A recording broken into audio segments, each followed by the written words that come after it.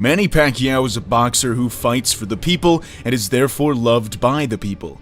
He's respectful, but in the ring, he's an absolute monster. A long career over which took place in 4 different decades has seen Manny Pacquiao compete in some absolutely exhilarating fights. With great power and speed along with extraordinary accomplishments, Pacquiao lays his claim to being called one of the greatest boxers of all time.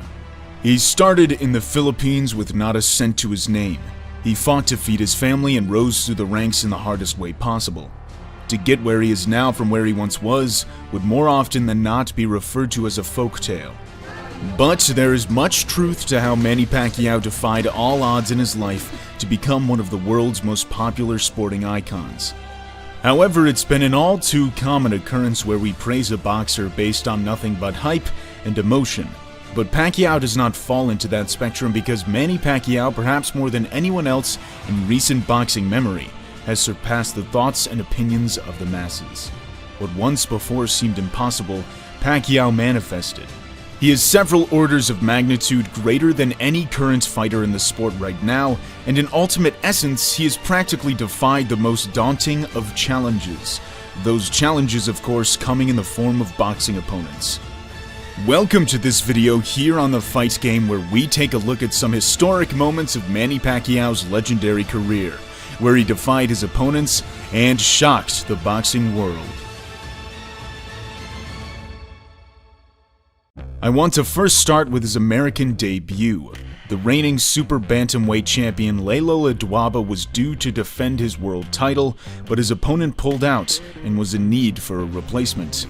More often than not, replacements are ultimate underdogs. They're not expected to win, they're simply used as placeholders, so the show goes ahead. Pacquiao had never really fought in the States. He was rather unrecognized. No one really expected Pacquiao to put up much of a fight. Ledwaba was 29 and in his prime, while also on a 23-fight win streak. Pacquiao was 24 with no experience on such a large television show such as HBO. The fight started with Pacquiao in the black trunks and Ledwaba in the white. The first round saw Pacquiao gauge the distance with his jab, and we saw Pacquiao stutter step to dictate the pace right from the get-go. After a minute, Pacquiao set up a hard left with 2 jabs. Also, take notice of the position in which Pacquiao unleashes this left from.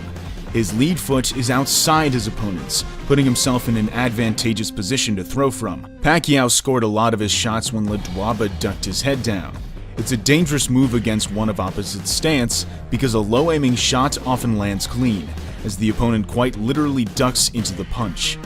With 30 seconds left, Pacquiao noticed blood drip from Ledwaba's nose. His killer instincts kicked into gear and he upped the pace, building on his momentum. Pacquiao was faster, but not just with his hands, but with his feet too. As round 1 came to a close, Pacquiao went back to the corner. I'm going to stop talking for a small bit to let you guys hear what advice Freddie Roach tells Pacquiao. So the jab, hook, uppercut, okay? Jab, hook, up the middle. When you throw the hook, he's trying to go under the hook. Okay. Lift him up with the uppercut. You okay, son? As you just heard, Roach advised Pacquiao to set up a big left uppercut with a jab and a hook. Now watch this. Africa, here he gets off to an uncertain start against Pacquiao's hard punches in round 1, and here comes the Filipino fighter again. Boom! That's brilliant coaching by Roach, and a brilliant execution by Pacquiao. When you throw the hook, he's trying to go under the hook. Okay. Lift him up with the uppercut. You okay, son? Shortly after, Pacquiao would nail Ledwaba with a straight left to drop him for the first time. Pacquiao was now looking absolutely relentless with his combinations, but soon Ledwaba would momentarily have his break when he landed 3 snapping jabs. But if you know Pacquiao, you know he loves a good fight. In just 2 rounds, Pacquiao had won the love of the fans and the crowd. Round 3 saw Pacquiao dominate, jabbing at times but then exploding with lightning combinations. Roach noticed Ledwaba flinching in response to Pacquiao's feints, so he instructed to feint before unleashing those big combinations. Start using your feints and your head movement. Okay. Alright?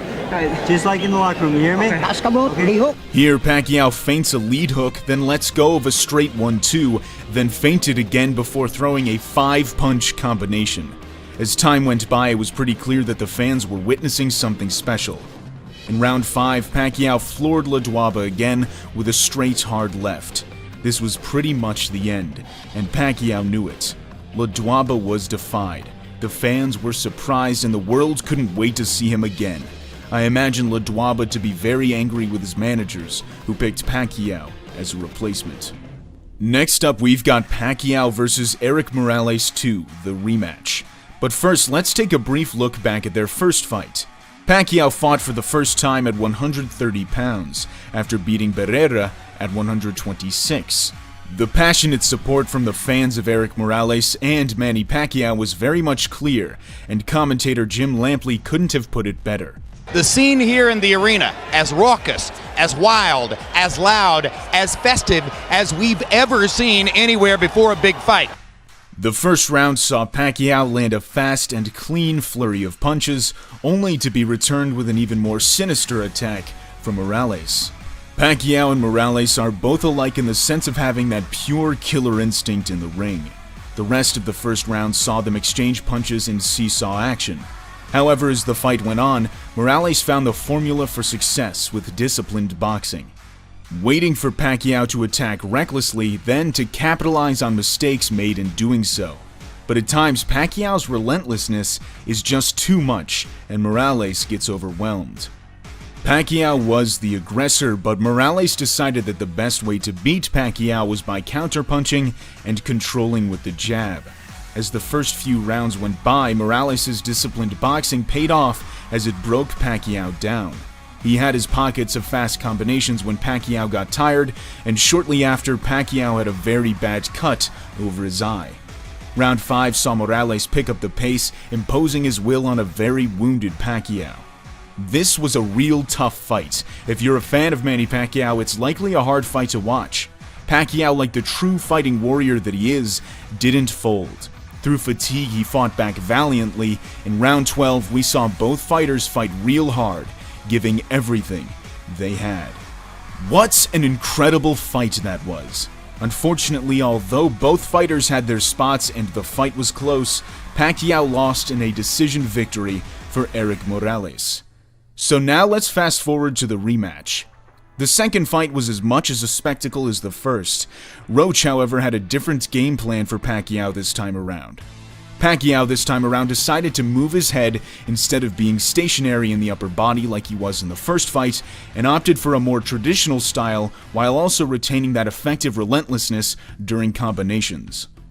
Because of his constant head movement, Morales found it difficult to time Pacquiao's attack, and Pacquiao timed a straight left in the midst of his head movement to land clean. Knowing that it was effective, Pacquiao did it again moments later, landing clean again. Morales then let go of a fast combination, with both fighters now returning back to how they fought the first fight, with recklessness exchanges. Morales got Pacquiao to the ropes with much similarity to the first round of their first fight. Pacquiao, realizing his mistake, went back to boxing clean. Pacquiao landed another great left after a slip. As Morales had been accustomed to Pacquiao's side-to-side slipping, he wasn't expecting the straight left hook that took the place of a right slip. Pacquiao saw Morales back up and unleashed a combination. Then both traded back and forth. A massive left hand which blew Morales back saw both of them go toe-to-toe again, much like their first meeting. The course of the fight saw both of them fight closely, but Pacquiao with a little more of an edge than the first fight. And then in round 10, Pacquiao landed a massive right hook, then followed that up with another left hook to drop Morales. Then spectacularly, Pacquiao finished off the fight with Morales incapable of continuing. Pacquiao had done it. He defied Erik Morales and avenged his loss, collecting a brilliant victory for himself and his people. Next up, we've got the fight billed as the dream match, the fight for the ages, Manny Pacquiao versus Oscar De La Hoya. Larry Merchant, an HBO analyst, had a bizarre idea for De La Hoya, who at the time fought at 154 pounds, and Pacquiao, who fought at 135 pounds, to meet in the middle for a mega fight. For modern comparison, that would be the same as Gervonta Davis fighting Jermall Charlo. The fantasy became a reality when the fight was announced for both of them to face one another, where Pacquiao would be moving up 2 weight divisions and De La Hoya would be moving down 1 weight division to meet at the welterweight limit of 147 pounds. This was a significant jump for Pacquiao, who was much smaller than the bigger De La Hoya. You could almost say it was David versus Goliath. At the weigh-in, Pacquiao weighed in at 142 pounds, showing that he didn't even have to make weight for the fight. Instead of gaining lots of mass, Pacquiao and his team felt that speed would be the route to victory against the bigger man. When both fighters came to the center of the ring, the size advantage for De La Hoya was quite apparent. The fight started with Pacquiao circling around his opponents looking for openings. This is how he would have to box a much larger and stronger opponent, by utilizing his movement and speed advantage. Pacquiao quickly found an opening for a straight left, then a right hook. Pacquiao's superior fast footwork was key to winning this fight. Pacquiao would land and then quickly evade De La Hoya's responding counterattack. Here, Pacquiao lands a hard left hand, evades the punches and swaps the positions, then comes back in to land another hard left hand. As the first round went by, De La Hoya was already frustrated with the quickness of Pacquiao. As rounds went by, Pacquiao landed and De La Hoya did not, which can be very humiliating. The straight left hand while slipping the head on the outside was the key move here for Pacquiao in this fight. It worked like a charm. Manny Pacquiao defied Oscar De La Hoya and his size advantage with a good game plan and disciplined determination. Pacquiao was in and out, scoring his shots then getting out of the way. It got worse for De La Hoya as the fight continued. It became a pure destructive performance from Manny Pacman Pacquiao. For Oscar, the will to fight had now become the will to survive. Battered and bruised, De La Hoya still came out, showing such great heart. Pacquiao won when De La Hoya's corner stopped the fight before the 9th round started. The decision was the right decision, as the fight had become a one-sided beatdown. Pacquiao sent De La Hoya into retirement. He would not fight again. The loss took some time for De La Hoya to recover from. It actually took a very tough beating to get me out of the sport. I mean, he beat the hell out of me. I would actually have steaks ready, frozen steaks ready in my room to press them against my face and against my body. When Pacquiao defeated Ricky Hatton by knockout and Miguel Cotto by decision, he became a 7-weight world champion. Surely many thought that he had finally reached his limit, but Team Pacquiao went far and beyond to extend that already incredible record to 8 weight divisions, when he took on Antonio Margarito at 154 pounds. Margarito was even bigger than De La Hoya, and many critics said that Pacquiao had now bitten off more than he could chew. That was, of course, until fight night. Pacquiao started the fight much like the De La Hoya fight, circling his opponent. Watch this sequence in round 1. Pacquiao invited Margarito to jab with his own jab. Pacquiao leans back just slightly to dodge the punch, making Margarito overextend, and then capitalizes on the opening with a hard lead hook. One of the keys to victory in this fight for Pacquiao was to bait Margarito into throwing and then to throw over Margarito's lazy punches with fast, snappy counters. Pacquiao needed a good high guard defense in this fight, and he did quite well in taking Margarito's much stronger punches. Speed was also key in this fight. Once again, Pacquiao's lightning-fast speed came to rescue in many exchanges, throwing 2 to 3 punches in the same time that Margarito throws 1. As the fight went on, we saw the greatness of Manny Pacquiao unfold by teeing off with sharp, fast combinations, then jumping out of danger much like the De La Hoya fight. In the 4th round, Pacquiao hurts Margarito badly with a body shot, then followed up with a barrage of punches. As the round went by, Margarito's eye got worse. Many asked for the fight to be stopped, but Margarito continued. We would later find out after the fight that Manny Pacquiao had actually fractured Margarito's eye. Towards the end of the fight, the swelling worsened around the eye, making Margarito practically blind in his right side. With such limited vision, Pacquiao continued to beat down Margarito relentlessly, which brought him to a unanimous decision victory to become the only 8-division world champion in boxing history. That record still stands to this day. Pacquiao had defied Margarito's gargantuan size. Pacquiao showed that he had the heart and skill of a strong champion. He also showed that he's not only a good boxer, but a great boxer. At last but not least, we've got Pacquiao versus Thurman. At 40 years old, Manny Pacquiao took on one of the sport's strongest and most powerful welterweight champions by facing Keith Thurman. The fight, which was broadcasted by Fox Sports pay-per-view, saw Pacquiao take on a young gun of the sport. A lot of people thought Pacquiao was done, that he was too old and that it was dangerous for his health to be taking on such a high-level opponent like Keith Thurman. This was one of my favorite Manny Pacquiao fights, considering the trash talk from Thurman in the lead up to the fight. It will be great to defeat him July 20th. I'm truly looking forward to it. Pacquiao, of course, had little to say. He likes to leave his fists to do the talking. Nobody will intimidate me. Pacquiao in round 1 dropped Thurman, which was a stunning surprise wake-up call for the trash talker. The left hand to the body dropped Thurman's hands and directed all of Thurman's focus down below. Then Pacquiao came back up with a straight right to drop Thurman. Pacquiao, energized by the knockdown, continued the fight in true Manny Pacquiao fashion, with devastating speed.